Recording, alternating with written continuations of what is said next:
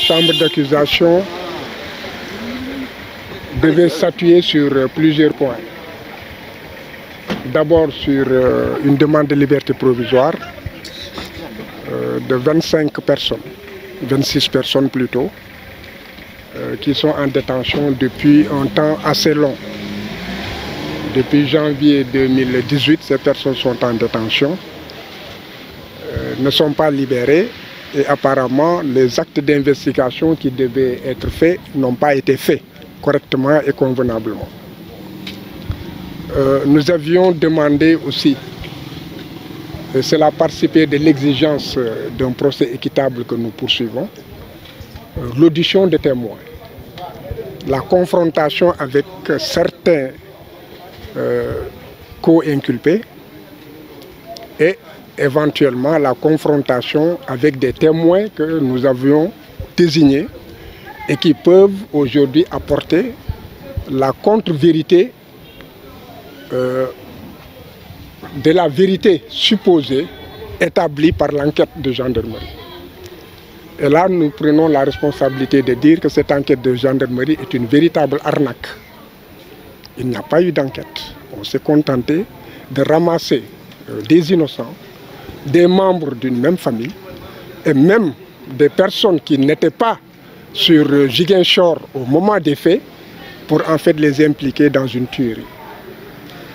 Donc les exigences du procès équitable fait que nous avions demandé au juge d'instruction de procéder à des actes d'investigation pouvant établir le mensonge, tous les mensonges qui se trouvaient dans le procès verbal d'enquête de gendarmerie.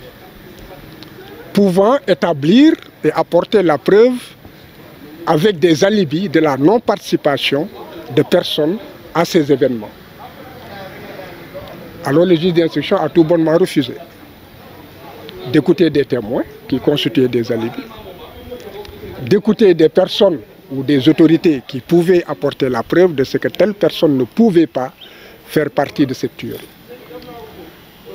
Et là, nous prenons aussi la responsabilité de dire que nous demandons à ce que publiquement que le juge d'instruction entende Bachir, qui était le directeur de la RTS, et qu'il entende aussi le chef d'état-major de l'armée sénégalaise actuelle, qui à l'époque, effectivement, pouvait connaître des faits précis pouvant innocenter des personnes qui aujourd'hui sont injustement en prison. Nous avions aussi demandé des expertises qui allaient établir que l'enquête de gendarmerie toujours participait d'une arnaque et non pas d'une enquête judiciaire ou policière. Le juge d'instruction aussi a rejeté. Et figurez-vous qu'aucun acte d'investigation n'a été fait en dehors des auditions des parties. Même la reconstitution des faits n'a pas été faite. Là aussi, c'est une exigence du procès équitable que l'on fasse une reconstitution des faits et que, effectivement, des éléments qu'il considère comme étant des éléments de preuve puissent être confortés ou ne pas être confortés par, effectivement, cette reconstitution des faits.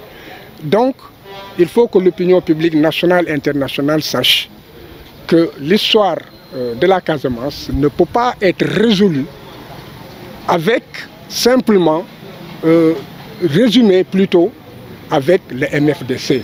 On a tendance, tout ce qui se passe, on dit c'est le MFDC. Et on renvoie à ce mouvement des forces démocratiques de la Casamance. Et beaucoup d'innocents ont fait effectivement les frais de ces errements, de ces confusions et de ces mensonges. Donc, je dis formellement, que sur toutes ces personnes qui sont accusées, en tout cas les 26 personnes que je défends, sur 29 ou 30, ces 25 personnes ne savent même pas ce que c'est que le MFDC. Et pourtant, on essaie de faire comprendre à l'opinion internationale que c'est le MFDC qui a envoyé des tueurs, des gens qui ne savent même pas ce que c'est qu'en fait une cartouche. Quand je leur parle de cartouche, ils me disent que c'est un fusil. Quand je leur parle de fusil, ils me parlent de cartouche. Donc, il est temps que notre police judiciaire ou en tout cas les enquêtes de police et de gendarmerie, fassent l'objet effectivement de vérification par les juges d'instruction. Et cela, c'est la loi. L'article 72 du Code de procédure pénale dit que les éléments de l'information doivent être, les éléments recueillis par les officiers de police judiciaire doivent être vérifiés par les juges d'instruction. Mais les juges d'instruction ne vérifient rien du tout. Ils vous apportent dans une salle climatisée, ils vous posent des questions, ils ne vérifient aucun élément. Donc les actes d'investigation que nous avons demandés, n'est-ce pas, pour la manifestation de la vérité, ne peuvent pas être refusés par les juges d'instruction. Et voilà pourquoi nous avions saisi la chambre d'accusation. Maintenant, la chambre d'accusation, nous avions demandé, la chambre d'accusation n'a pas joint toutes les procédures. Là, nous avons demandé qu'on renvoie la demande d'expertise, d'audition et de confrontation des témoins à une date pour nous permettre encore de renforcer notre dossier.